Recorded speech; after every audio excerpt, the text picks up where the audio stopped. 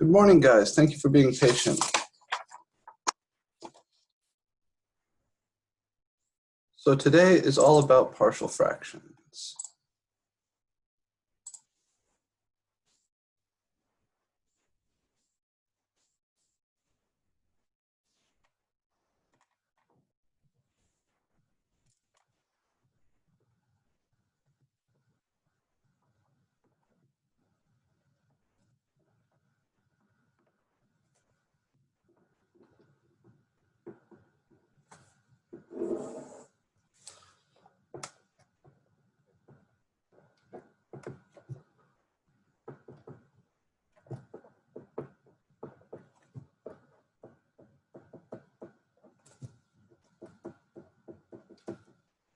I might switch pens here because this pen is a little bit imprecise. So we introduced the concept of partial fractions on Wednesday. And like I said, then most of us are supposed to have seen this in pre-calculus, but we can't be certain that pre-calc class covered this in detail. So I'm going to go through it fairly slowly and in all the detail it deserves. Partial fractions is a purely algebra process. There's zero calculus involved in partial fractions itself. But we teach it, again, here in Calc 2 because it's very useful when you're trying to integrate certain kinds of functions to do this little algebra trick before you do the calculus step. And once we know partial fractions, we'll be able to integrate, in theory at least, we'll be able to integrate any rational function. So there's a few kind of preliminary definitions and things that we need to talk about before I can get into the meat of the material itself. And since I'm running a little bit behind this morning, I'm just going to jump right in.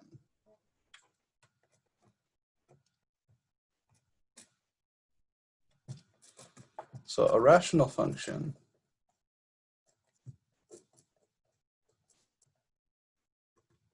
is a ratio of polynomials.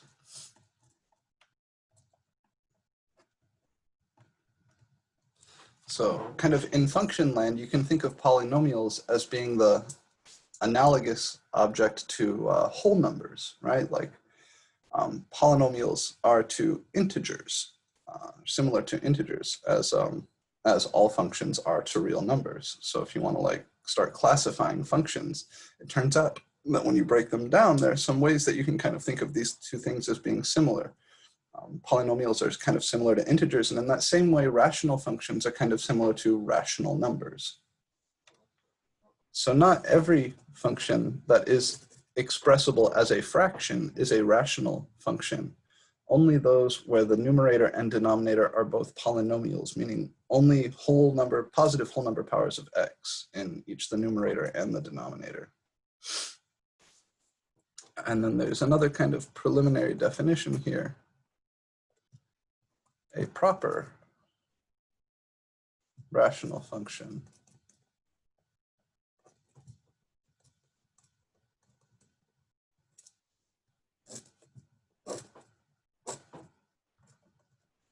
is one in which the degree of the numerator is strictly less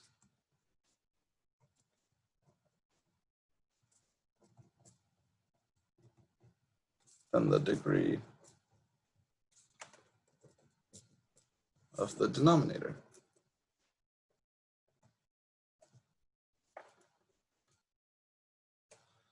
And this strictly less is important. So I'll give you a few quick examples here, just to make sure we're all on the same page.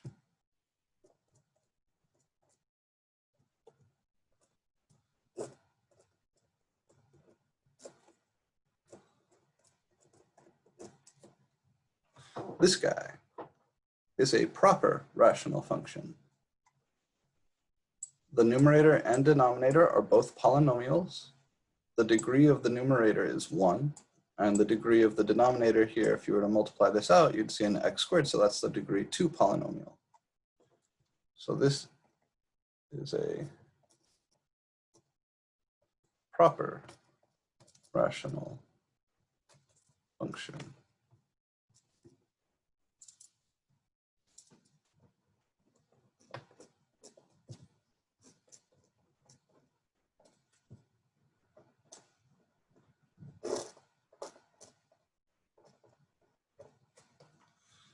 This guy, x cubed over x cubed plus 9, this is an improper rational function.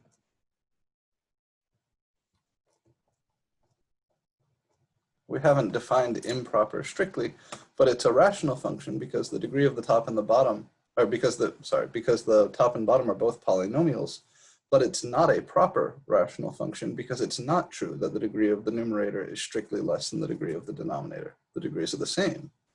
So while it is a rational function, it isn't proper. We call those improper rational functions.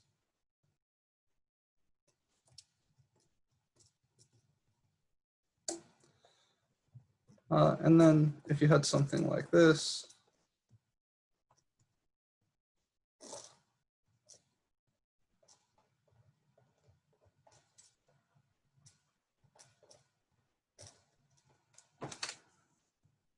this is not a rational function.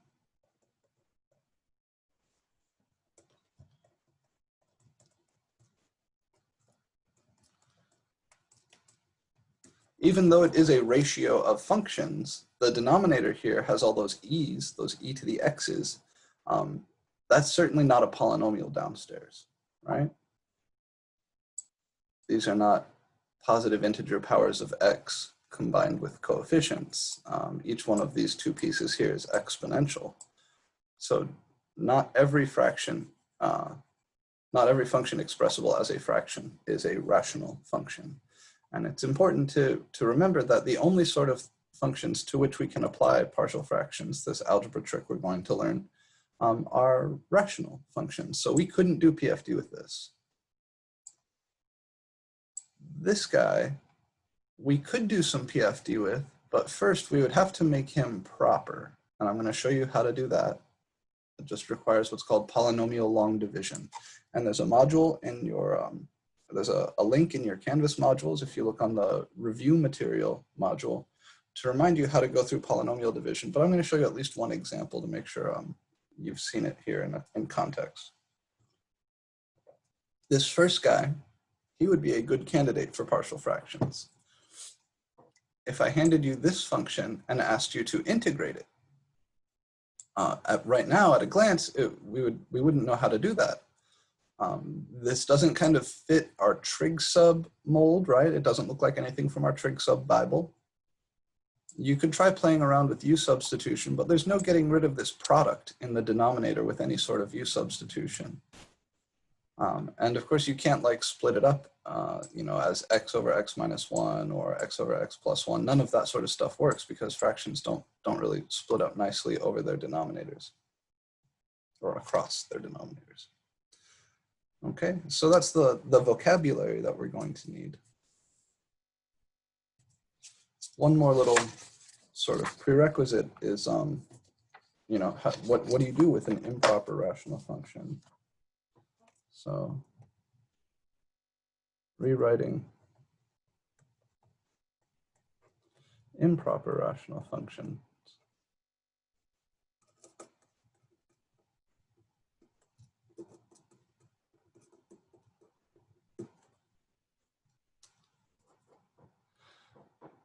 Of course, it's an improper rational function. You can't just rewrite it as a proper rational function. There's no way to magically decrease the degree of the numerator. But what you can do is you can long divide, and that will give you, so we're going to rewrite an improper rational function. You can long divide, and that will give you a polynomial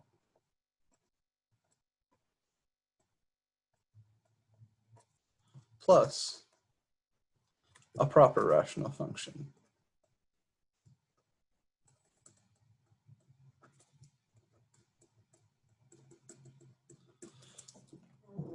So does everybody remember in like second grade, third grade, you start learning how to do long division of numbers.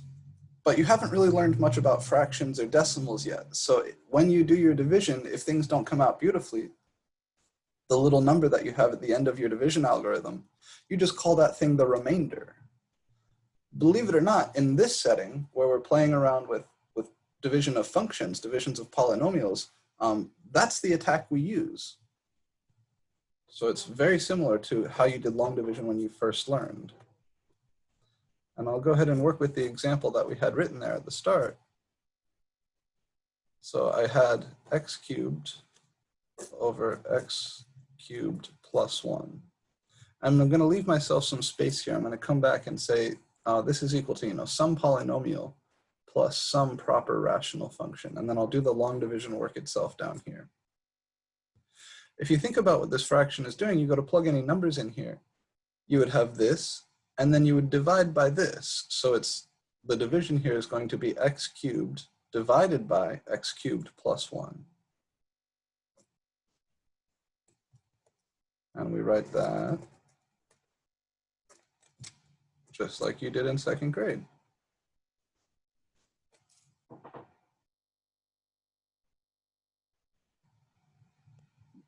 And the trick is to pay attention only to the lead terms.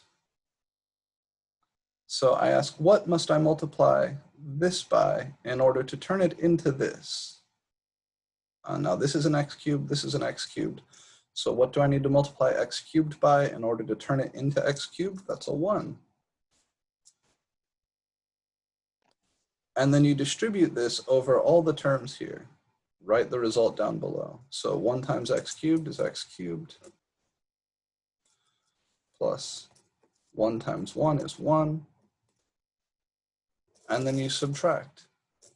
You subtract this whole row from this whole row. This is a nice simple example with just a few terms. It looks nice and clean. X cubed minus x cubed is 0. X cubed minus, x cubed, minus 1 here is minus 1.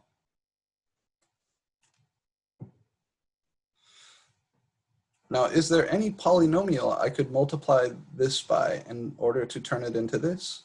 No, because the degree here is less than the degree here. So believe it or not, with that one step, we're done with the division. This is our remainder.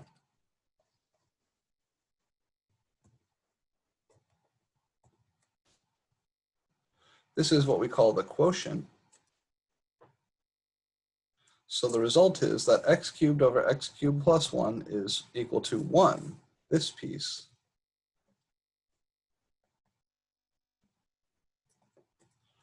plus the remainder over the divisor. And what you'll notice is that this piece will always be a polynomial. The quotient will always be a polynomial. And the remainder, once you take the remainder and you put it over the divisor, the result here will always be a proper rational function. So this is a quick and dirty example of polynomial long division. We'll see a few more as we go through the material, but just to introduce you to the concept and show you what the result is. You take an improper rational function, and the output is always a polynomial plus a proper rational function.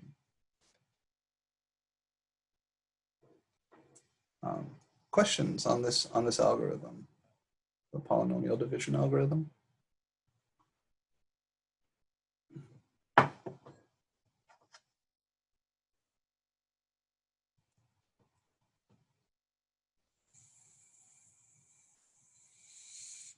Just by the reacts, could you guys show me if you've seen polynomial division before? If this is something that's familiar to you, so I have a feel for how much time we should spend on it.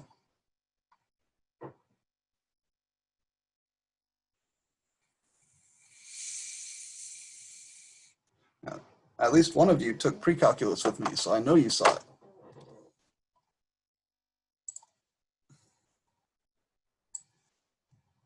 Okay.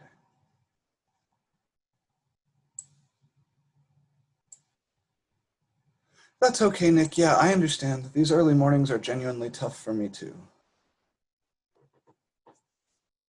All right, so let's get into the good stuff. we're here today to learn partial fractions, not necessarily polynomial division. So what is partial fractions? How does it work? Like I said, for us, we use it as a tool to set up an integral for a proper rational function. So let's give ourselves a proper rational function. How about that one we had at the start?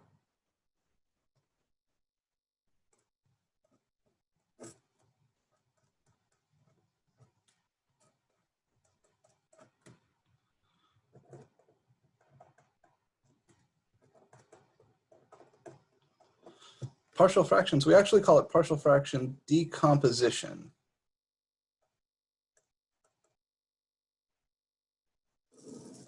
And you're going to see me abbreviate it because that takes a long time to write as PFD.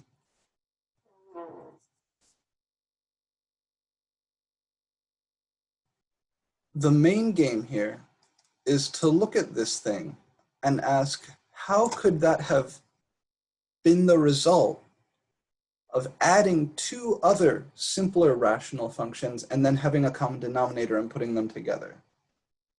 Right? So you know when you add two rational functions or subtract two rational functions, you need to have a common denominator in order to put them into a single piece.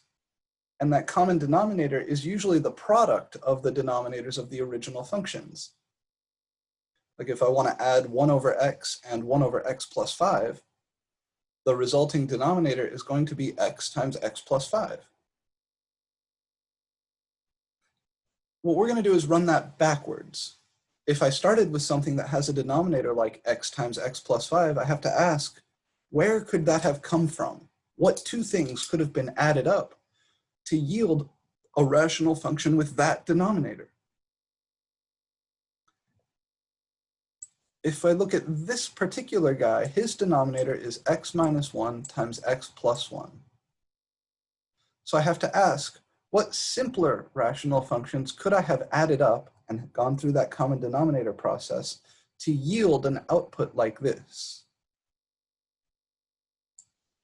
And in this case, the answer is fairly straightforward. X over x minus 1 times x plus 1 has a denominator with just those two simple factors, which means if this came from adding up two simpler rational functions, one of them had to have had denominator x minus 1. And the other one had to have had denominator x plus 1.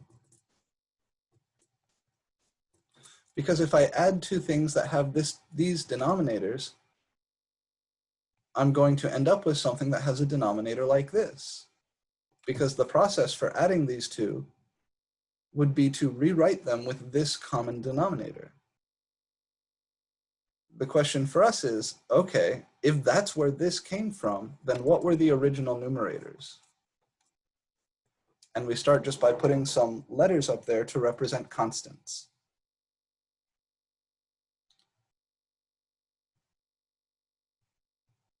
An appropriate dose of linear algebra can prove that any proper rational function whose denominator is made up of simple linear factors like these can always be broken down as a constant over the first linear factor plus another constant over the second linear factor. And if there were more simple, distinct linear factors here, like an x or an x minus 7, I would just add plus c over x plus d over x minus 7, and so on.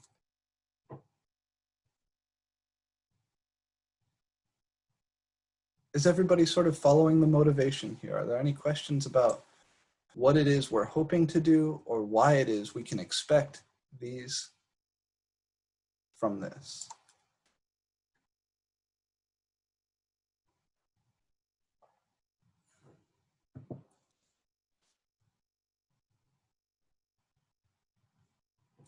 So now our goal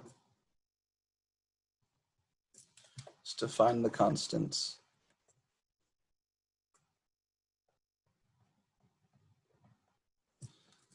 A and B, which make this true.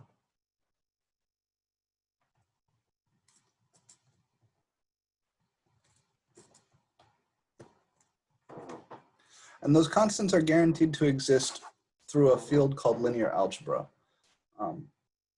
If you're curious about how we can guarantee that this came from something like this, take MAS 4103 or come see me in office hours, and we can talk a little bit about spanning spaces and bases for vector spaces.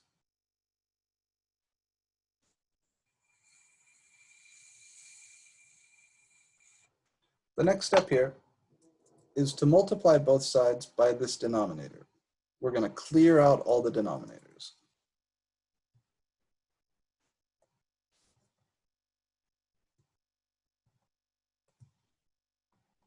Just like in college algebra, when you're afraid of fractions, here we want to clear out all the fractions. So we're going to blast both sides with x minus 1 times x plus 1.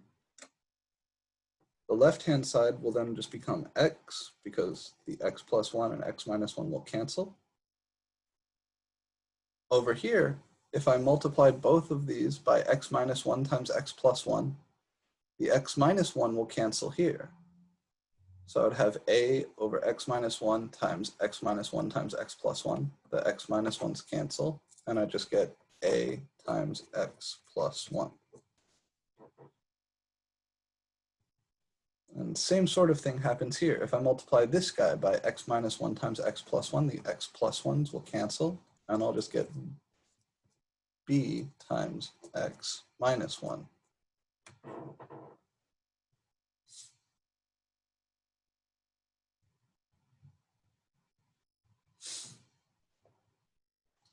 From this line, there's a few different ways to proceed. Right now, today, I'm going to kind of show you the long way. And then later, I'll show you a trick. The trick centers around the fact that this is true for every number x. This is meant to be an identity. This function is equal to this function. So no matter what numbers you plug in for x, this should remain true. And there are some convenient numbers you can plug in for x here to help you solve for a and b. But that won't always work. There are several kind of complicated cases where that doesn't work nicely. So what I'm going to first show you is the general method, which always does work.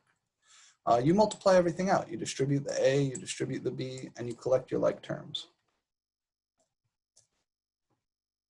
So if I distribute the a here, I'll have ax plus a. If I distribute the b here, I'll have bx minus b. And if I collect my like terms, I'll have a plus b times x. And then plus a minus b. And I'll write it in parens because I'm thinking of like this as my linear term and this as my constant term. Now, briefly, if I told you that 3x squared plus 2x minus 1 was equal to alpha x squared plus beta x plus gamma, could you tell me what alpha is? Could you tell me what beta is? Could you tell me what gamma is?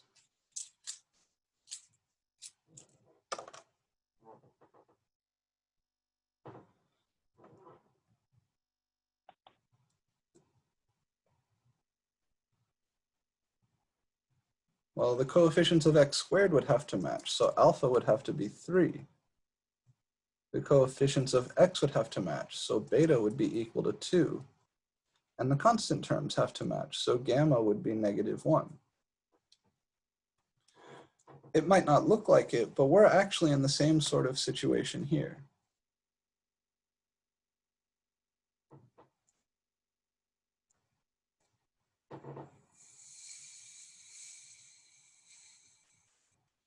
This left-hand side, I can really think of this as 1x plus 0 equals a plus b x plus a minus b. And I can equate the coefficients, just like I did here, just like you've seen in algebra classes in the past. The coefficient of x on the left is 1. The coefficient of x on the right is a plus b. So 1 has to be equal to A plus B.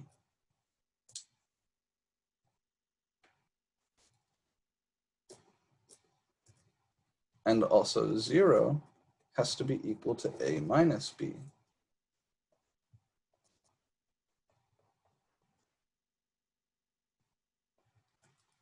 And this, ladies and gentlemen, is a system of linear equations that we can solve to determine the coefficients A and B.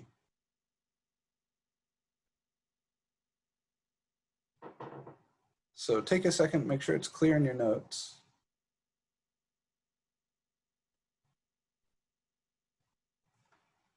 This is the general procedure for partial fractions. This is the thing that always works. You set up your partial fractions, and this line right here at the start, this is what we call the PFD setup.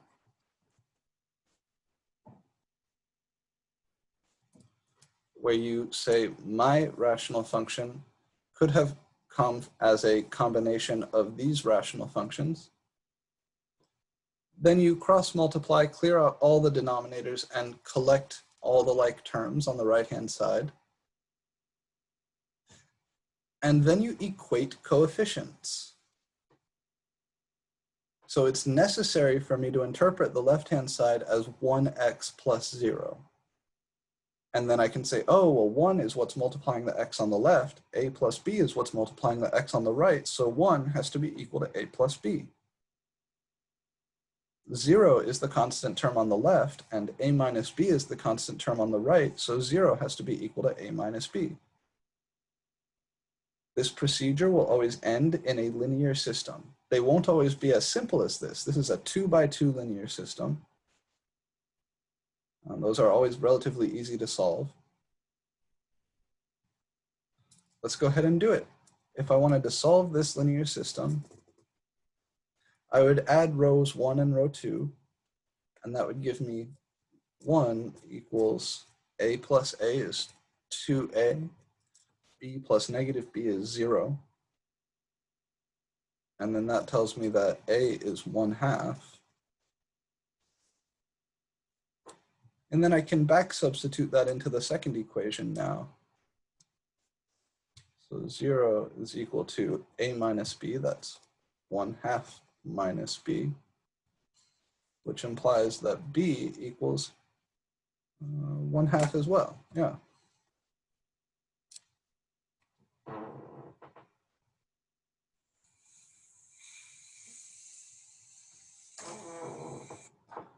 So I take my values of a and b,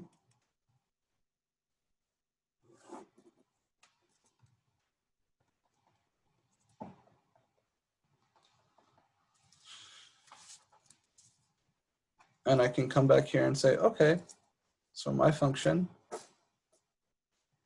x over x minus 1 times x plus 1 has to be 1/2 over x minus 1 plus 1/2 over x plus 1.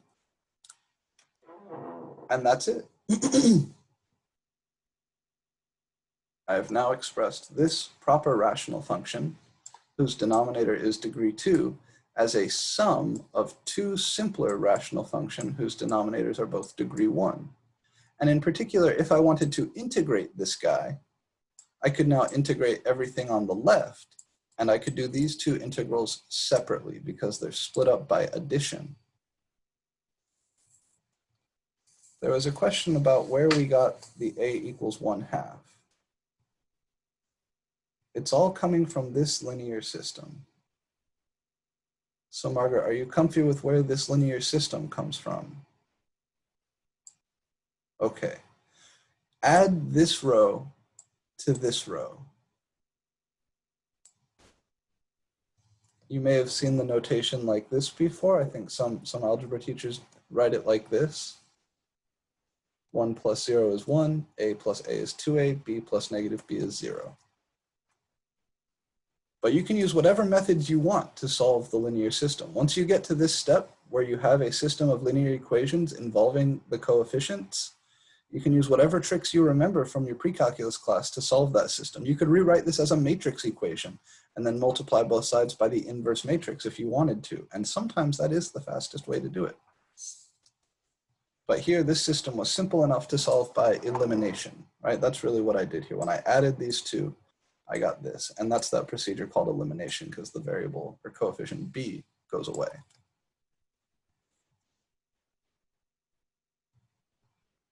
All right. Any other questions about how we got from where we started to here?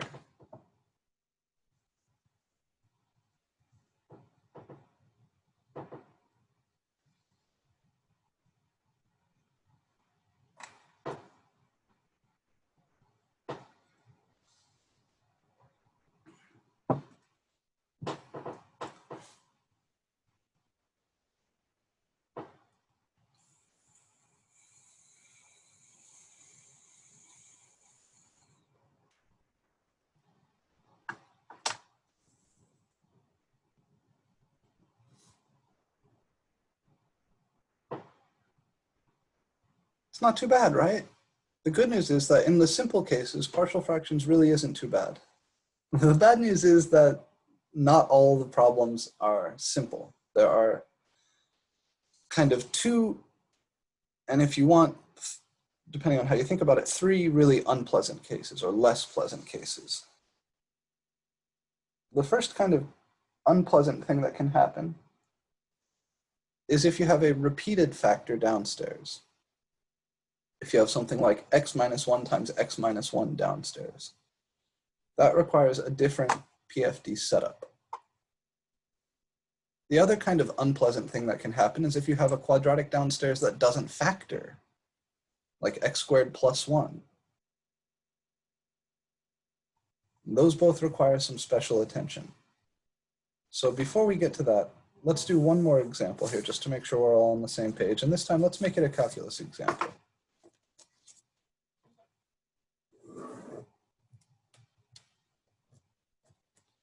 Let's try to integrate 1 over x squared plus x.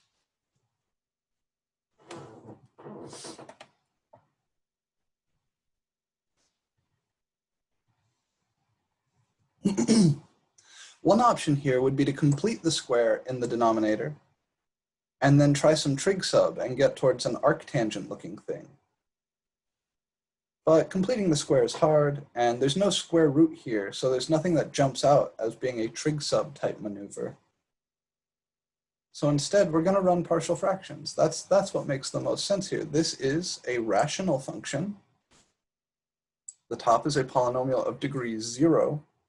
The bottom is a polynomial of degree 2.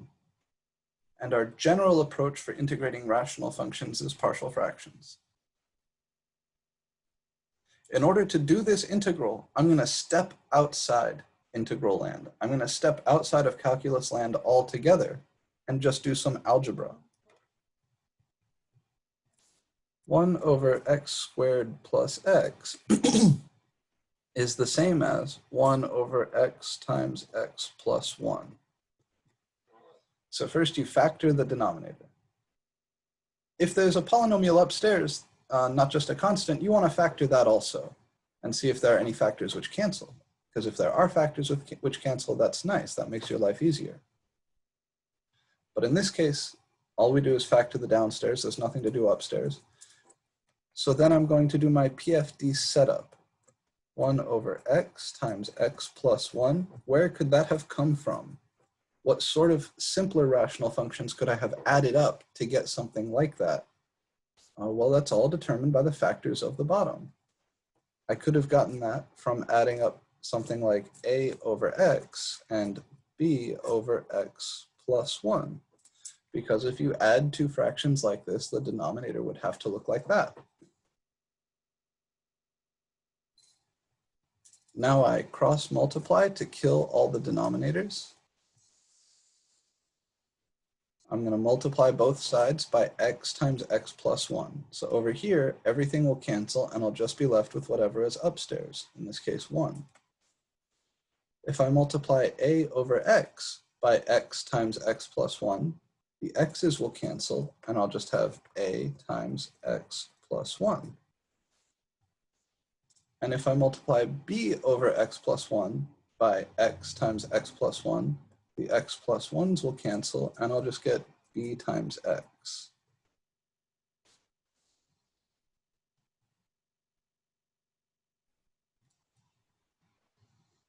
Now I distribute everything out and combine my like terms. This is ax plus a plus bx. So that's 1 equals ax plus bx is a plus b times x. And then my constant term is just plus a.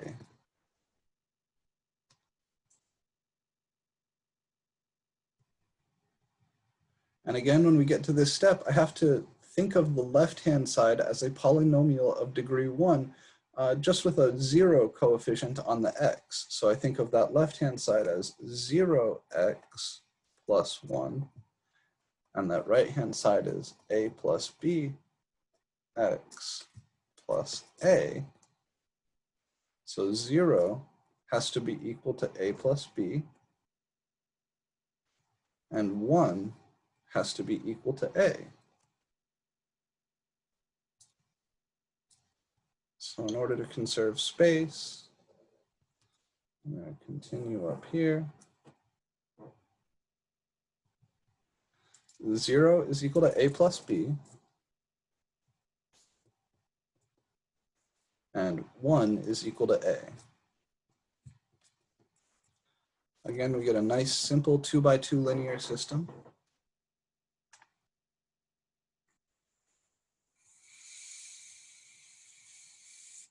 And this one doesn't even require any elimination.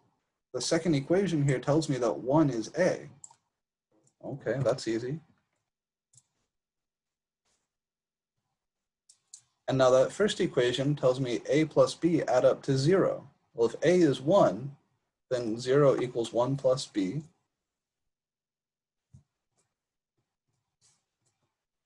Which means b has to be negative 1.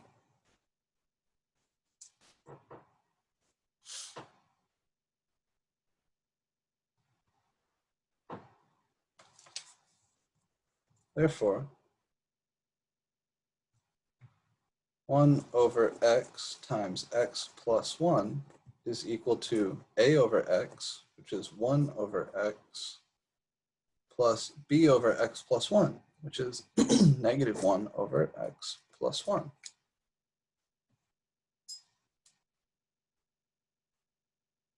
Which means the integral of 1 over x times x plus 1, which is the integral I'm trying to solve, is equal to the integral of 1 over x minus 1 over x plus 1 dx. And then you can split that into two integrals. That's the integral of 1 over x dx minus the integral of 1 over x plus 1 dx. The 1 over x integrates to natural log x. In this guy, I make the little tiny substitution z equals x plus 1, dz equals dx. So this piece just becomes natural log absolute value x minus here integral 1 over z dz. And of course, that's going to be a natural log also.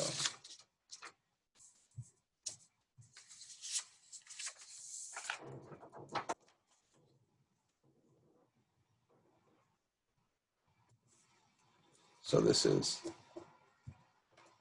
ln absolute x minus ln absolute z plus a constant. And then z is x plus 1. So this is ln absolute x plus 1 minus, ln absolute x there.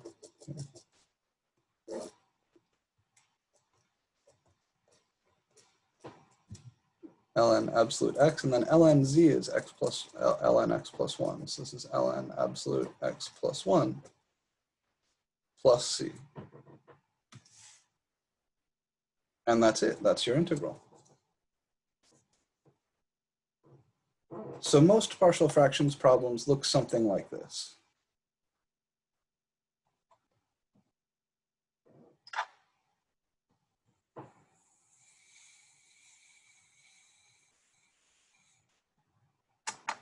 You'll do your PFD, and that'll get you here.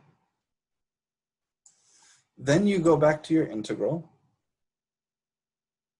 and that integral you'll be able to split up. Each of the integrals you get after splitting up will be relatively simple. They will not always come out to natural logs, but you will see a lot of natural log stuff here. If you had a simple linear factor like this, x plus 1 or x in the denominator, those will yield natural log terms in the answer. But like I mentioned a second ago, there are sort of two less pleasant cases that we have to deal with. So before I look at those, are there any questions on this example?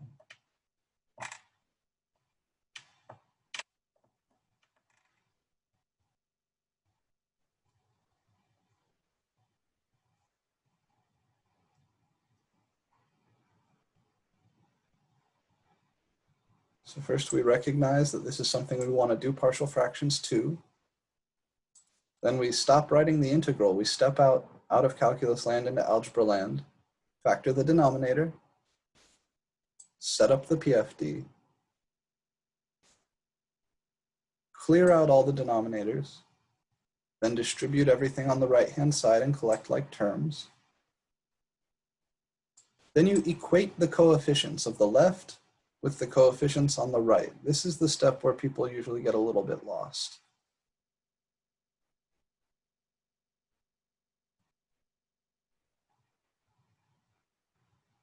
That will give you a linear system.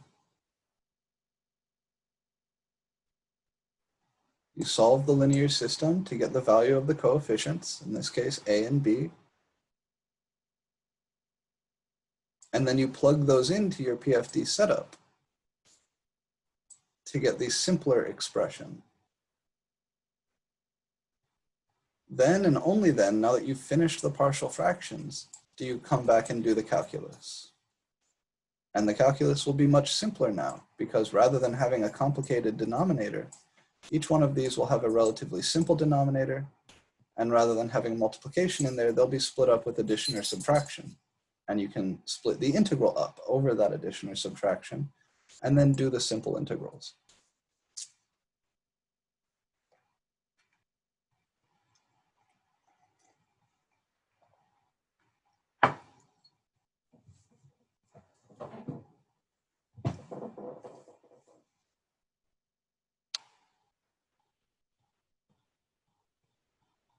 Okay.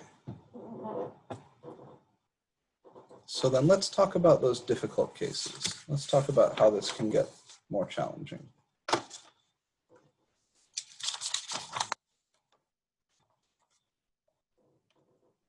I'm going to show you here is kind of like, we have our trig sub Bible, here's kind of our partial fractions Bible. If the denominator contains,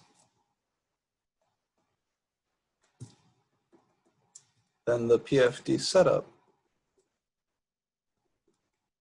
must contain.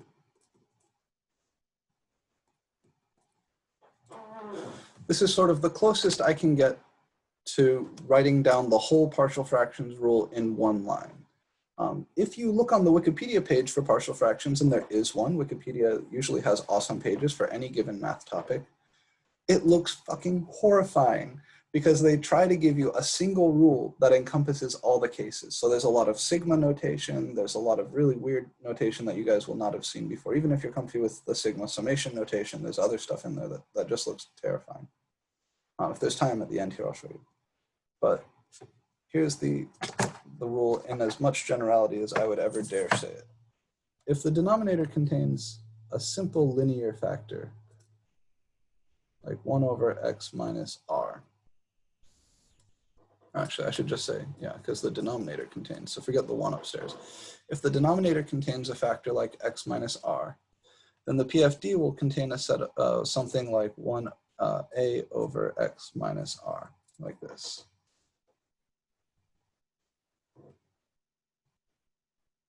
Okay, these are the cases that we've dealt with so far, right? Each of the PFD things we've seen so far, you just had simple linear factors. If you've got multiple, if you've got a repeated factor downstairs, like x minus r to the m,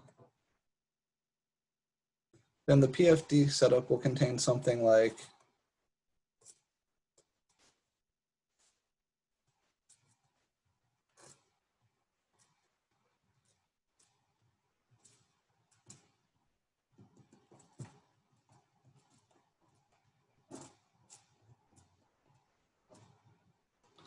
this.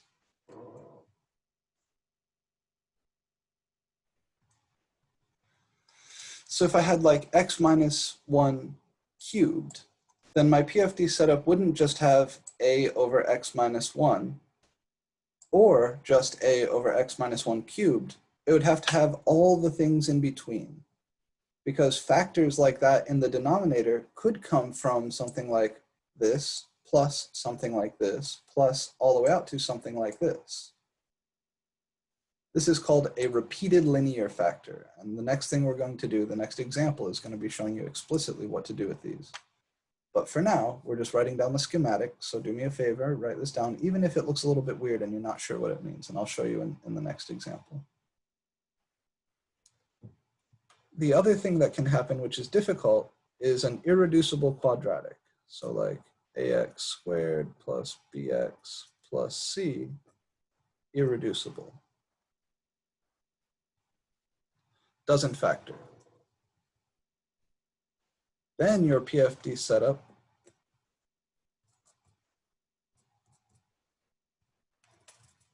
will contain something like this.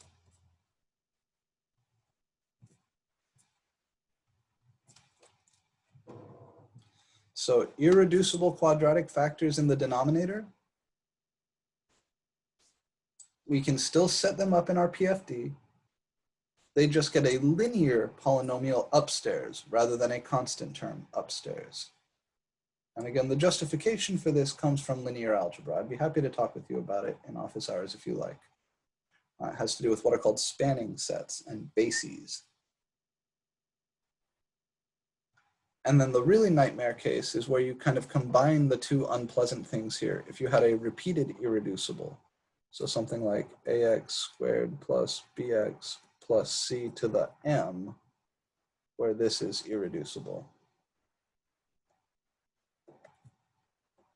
And in that case, your PFD setup would have something like a1x plus b1 over ax squared plus bx plus c plus a2x plus b2 over ax squared plus bx plus c squared.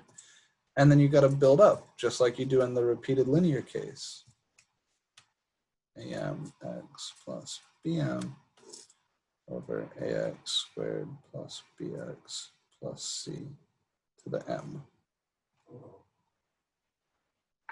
All right.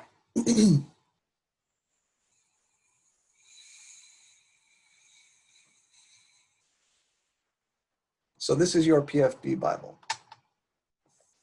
And I'm going to show you right now how to use it.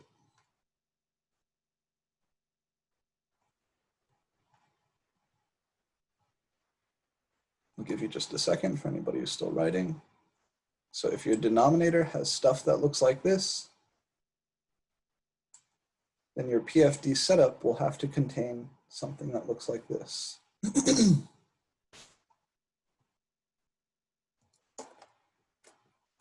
Here, we're just going to write the PFD setup.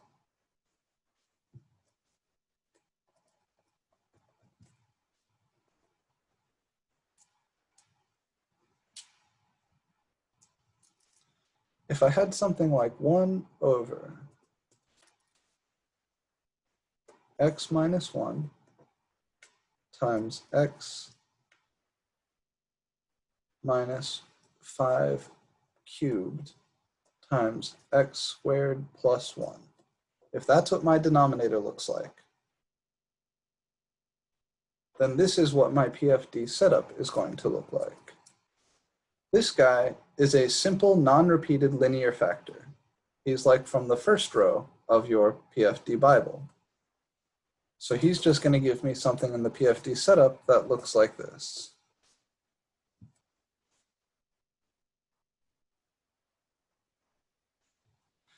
This guy is a repeated linear factor. The types of things that could contribute to having a denominator like this are not just b over x minus 5 cubed, but also a constant over x minus 5 squared, also a constant over x minus 5.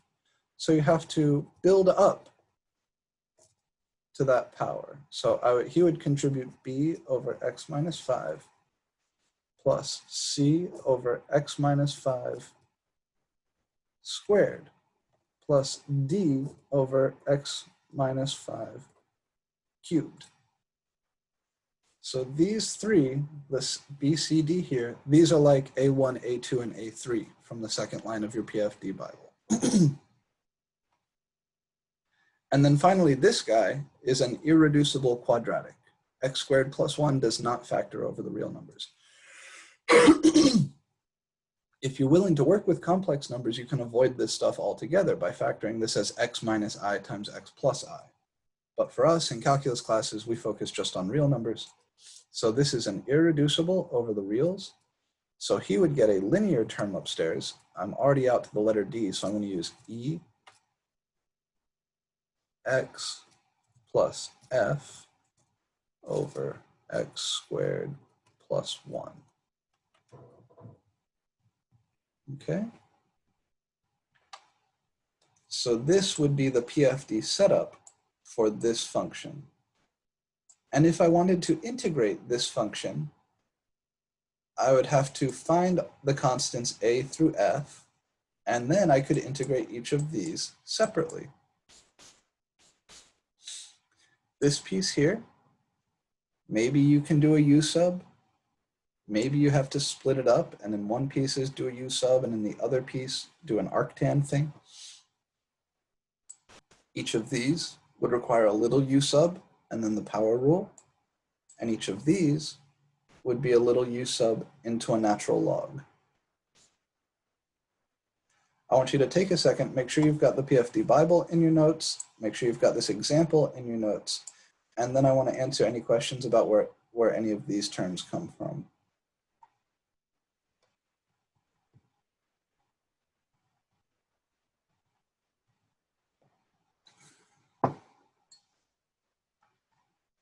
Oftentimes, folks have a hard time understanding why we need all three of these terms rather than just the last term.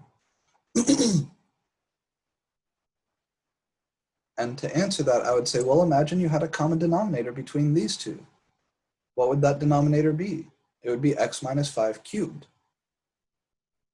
So this piece in the denominator doesn't necessarily come from just this. It could have come from two things like this, or even all three things.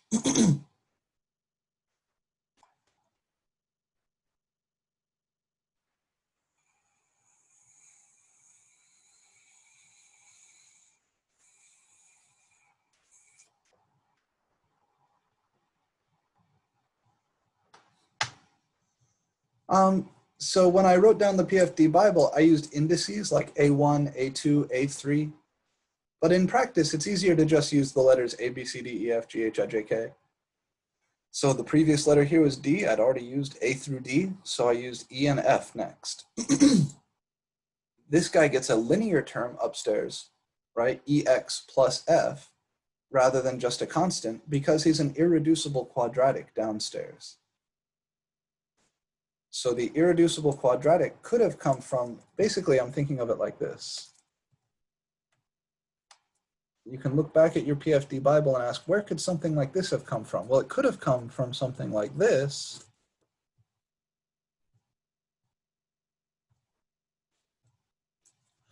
Or from something like this.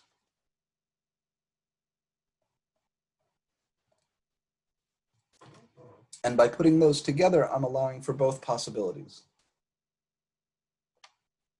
Both of these would still be proper rational functions because the degree of the downstairs is 2.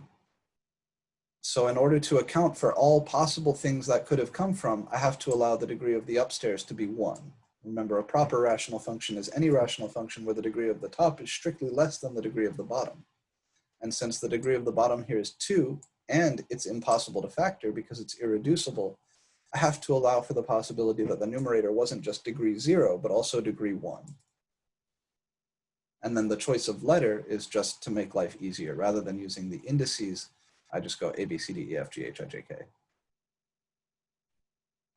Some people say, oh, you shouldn't use D because D means derivative, or you shouldn't use E because E stands for Euler's number, or you shouldn't use F because F stands for function. But if you start doing that, you're going to run out of letters real quick. So I say, don't hesitate there. Just make sure you know what you're writing.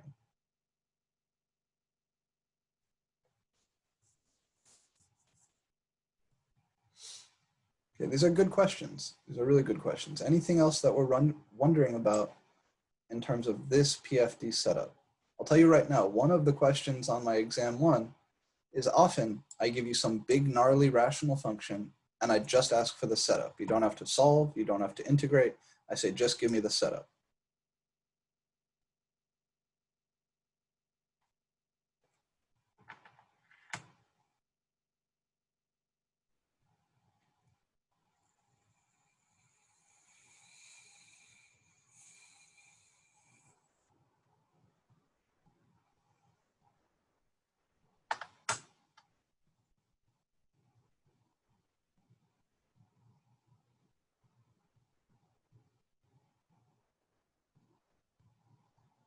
Okay, I think we have time to do one more example. Since I was running a little bit late this morning, I might try to keep you guys a little bit late today. I hope that's okay. If you've got to go, you got to go, and I'll have the video up in a little bit. But we still have a few more minutes left in class, so either way, please hang out for these next few minutes. And then if you must leave at 9:15, I understand. Let's grab one from the textbook.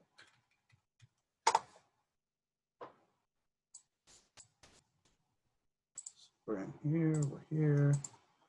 That's a little too easy. I want something with at least one of these wonky factors.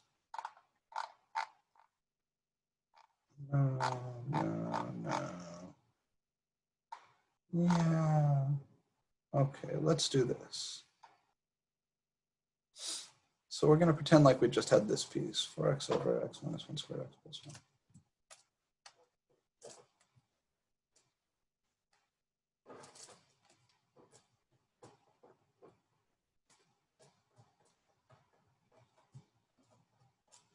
I want to integrate this function.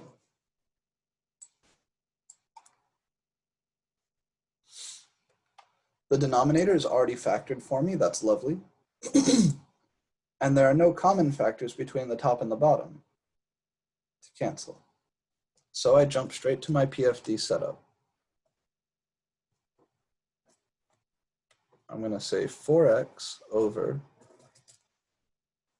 x minus 1 quantity squared times x plus 1 equals, and notice I'm not writing any integrals here, right? When we do PFD, we step out of calculus land entirely. It's just an algebra thing. This is a repeated linear factor. This is a simple linear factor. For the repeated linear factor, I'll have the a over x minus 1 plus b over x minus 1 squared. I have to build up to that repeated power. And then for this guy, I'll have plus c over x plus 1.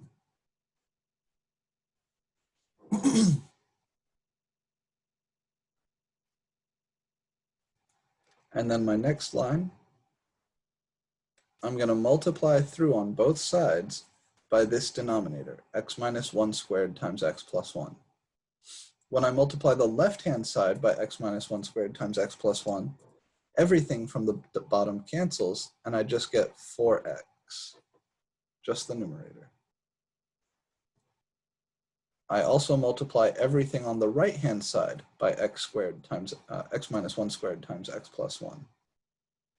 When this guy gets hit by x minus 1 squared times x plus 1, one of the x minus 1's will cancel.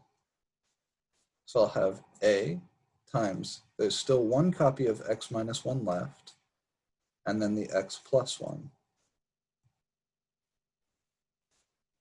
When this guy gets multiplied by x minus 1 squared times x plus 1, both of the x minus 1's cancel, and you're just left with b times x plus 1.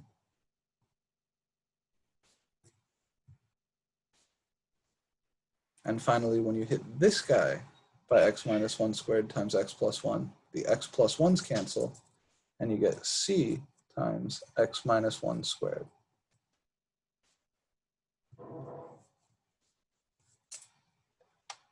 Everybody comfy with this line?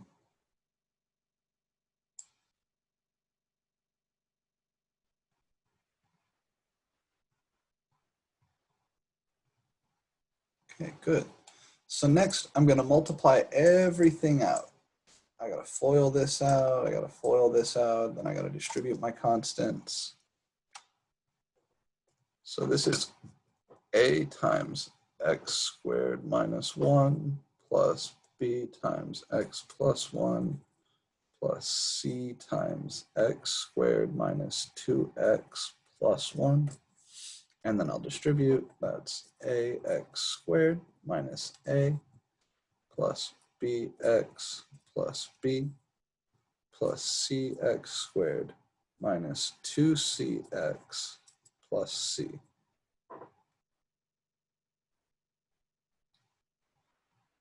And now I collect my like terms. The left-hand side is still just 4x. The right-hand side, I've got ax squared plus cx squared. So that's a plus c times x squared. I'm collecting all the powers of x together. What about x's? I've got bx minus 2cx. So that's b minus 2c times x. And then what about constants? I've got negative a plus b plus c.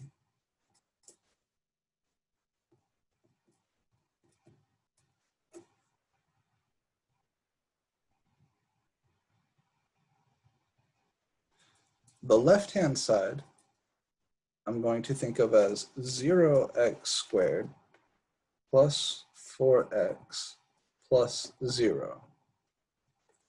And that's equal to a plus c times x squared plus b minus 2c times x plus negative a plus b plus c.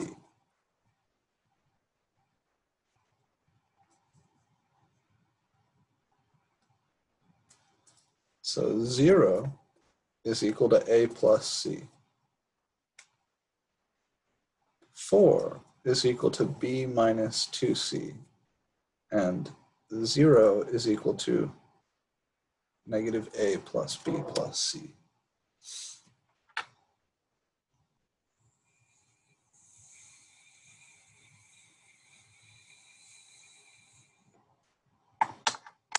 And that's your linear system. 0 is equal to a plus c. 4 is equal to b minus 2c. And 0 is equal to negative a plus b plus c.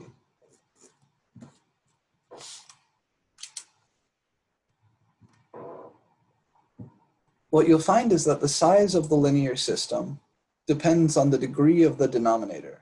Here, the degree of the denominator was 3, and so I end up with a 3 by 3 linear system.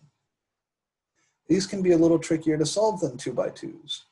You can solve them using elimination or substitution or any combination of those. When I look at this guy, I would want to rewrite it as a plus 0b plus c equals 0. 0a plus b minus 2c equals 4, and negative a plus b plus c equals 0. That's sort of the standard way to write a linear system. And now I'm going to start looking for things that I could eliminate. If I add row 1 to row 3, the a's will go away because I'll have a plus negative a. Let's do that. The notation I like for this, my new row 3, so capital R3 standing for new row 3, is equal to my old row 3, little r, plus old row 1, little r. Only row 3 is changing here, so I copy rows 1 and 2 down.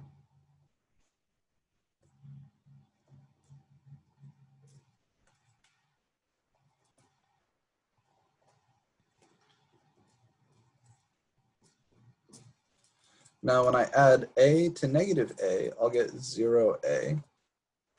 0b plus b is still just b, and c plus c is 2c.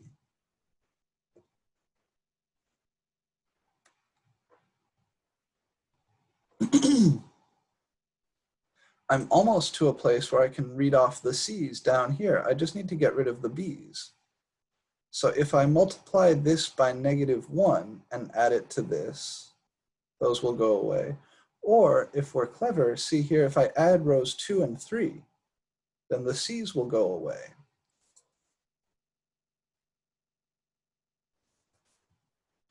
So I'll say my new row 3 is old row 3 plus row 2. Row 1 doesn't change. A plus 0b plus c equals 0. Row 2 doesn't change. I'm leaving him alone. So 0a plus b minus 2c equals 4. And then down here, b plus b, that's 2b. So I'll do these first. 0a plus 0a is still 0a. b plus b is 2b. And negative 2c plus positive 2c is 0c. And then 4 plus 0 is 4. And now we're in good shape, because now I can read off b. So if it's been a while since you've worked with linear systems, and I suspect probably it has, probably you haven't done this since pre-calc, think of this as a refresher. Again, you could put this into matrix form, and for some people that's faster. That's probably what I would do. But if you're not comfy with matrices, this is the normal path. Equation 3 now says 0a, which is 0, plus 2b plus 0c, which is 0, equals 4. It says 2b equals 4, which means b has to be 2. And now you think, how could I make use of that information? Well, shit, if I plug that into equation 2, I'll be able to get c.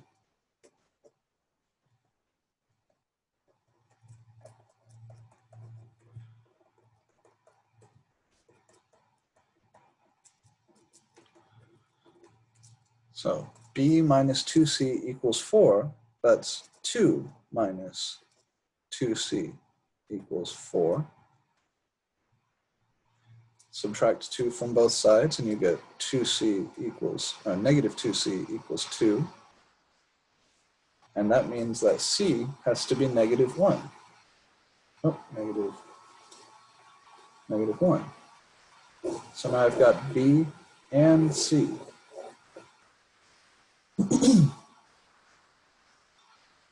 Finally, to get a, I can take these two values and plug them in here. Really, I only needed c, because the b there is 0.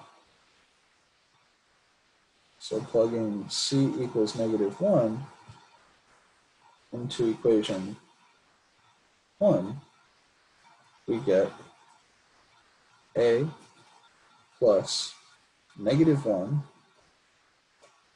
equals 0, which means A has to be positive 1. So now you've got A, B, and C.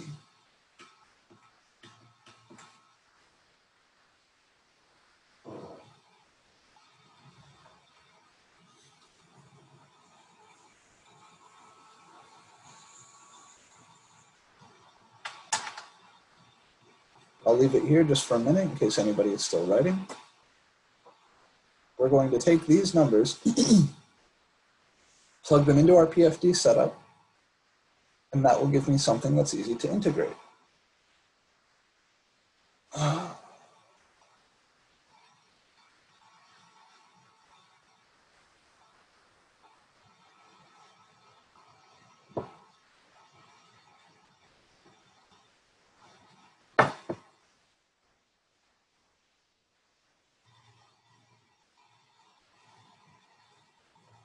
I'm calling this guy equation 1, this guy equation 2, and this guy equation 3. Here, when I refer back to them. Again, you can use whatever method you want to solve this system. Elimination, substitution, matrix methods, whatever you like. Either way, you'll get these numbers out, which means now we can come back to here.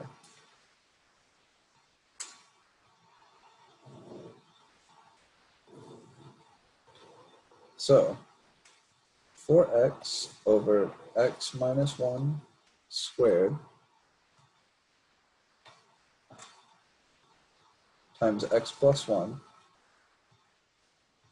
is equal to a over x minus 1. That's 1 over x minus 1 plus b over x minus 1 squared. That's 2 over x minus 1 squared plus c over x plus 1. That's negative 1 over x plus 1. So the integral of 4x over x minus 1 squared times x plus 1 dx is equal to the integral of 1 over x minus 1 dx plus 2 times the integral of 1 over x minus 1 squared dx minus the integral of 1 over x plus 1 dx.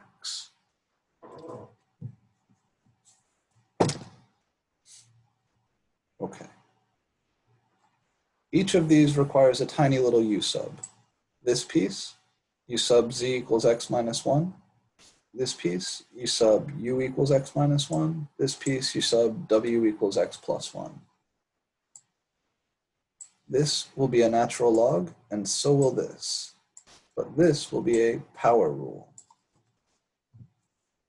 So I'll just go ahead and write down the obvious ones. This is the natural log of absolute x minus 1. This is minus natural log absolute x plus 1. And this guy right here, I'll go ahead and make the substitution. I'll do it here. Let's do it over here. Z equals x minus 1. dz is dx. So this will be plus 2 integral 1 over z squared dz. And that's z to the negative 2. Z to the negative 2 will integrate to negative z to the negative 1.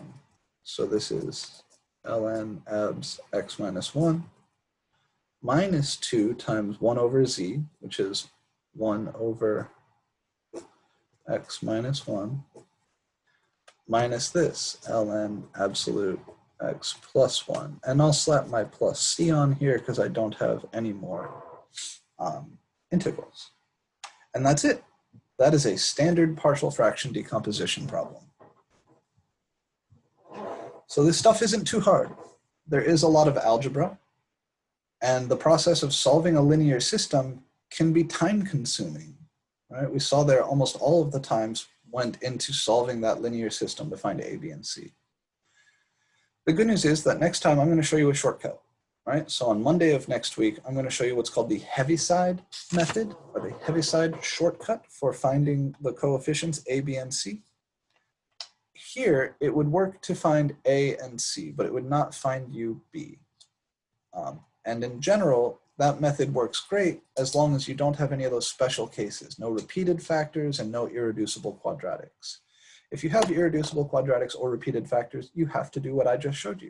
You have to multiply it out and form the linear system. But there is a shortcut that will help you find some of the coefficients faster. So on Monday, we're going to talk about how to do this more quickly. But for now, you have everything you need to get it done. I'm going to post to the modules a little link to the Heaviside trick. There's an MIT OpenCourseWare video where he shows you how to do the trick.